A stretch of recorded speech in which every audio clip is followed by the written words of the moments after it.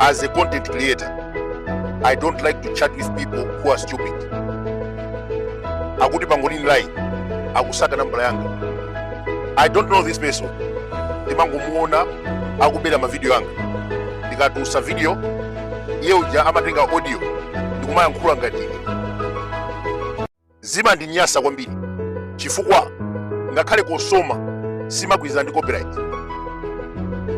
Ndimafuna ndipemphe onse amene akuyerekeza pa TV mukhale ndi nthawi tsiku lina mupange content yanu muyichite post ku mapeji amenewo mudzaona kuti mphamvu zanu ndizochepa.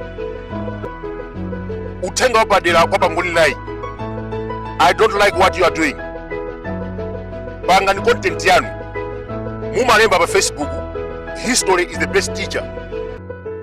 Koma ma video mukupanga copyright aine, kodi inuyo mungafufuze history? Malawi ndi dziko osauka chifukwa cha uchitsiru ngati umenewu. You don't know me, sitakumanepo koma busy kupanga copyright. Amene akupasa chilolezo kuti uzichita copyright ma video yanga ndi ndani? And moreover, mukamachita zimenezi mukulimbana ndi JB. Malawi ndi dziko la democracy. JB akhoza kusankha lero ndino wa DPP, mawa MCP. You cannot force him. Same applies to me, you and everybody.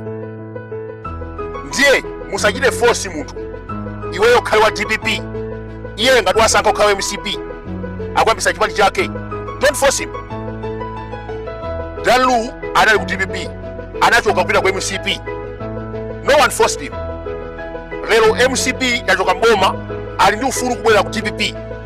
Ndi ufulu wake. Same applies to JP. Anali ku DPP, poyamba anali ku UTM, pano akambisa chipani chake. Inu musabwere ndikumana tukwana. That is nonsense. And moreover, JP and content yake. Inu ya Pangolin Lai mumabera content yanga. Simukundidziwa, sinachezepo. I don't know you. Anthu ngati inu makhala fit. Ena mbuyo mutaona kwa live. Ndikumana kuti no. Ineyo ndimapanga ma content abakili TV. Umene uja ndu fit. Same applies to you. So, I am not accepting anybody kumachita zinthu zofanana ndini. Chifukwa patsogolo pake mukubabwera ndikumankhola zopusa. That is nonsense. Taona mbuyo mu anthu mawa live. Munthu sudziwa chilichonse and you are against the person who is creating a content. What is that?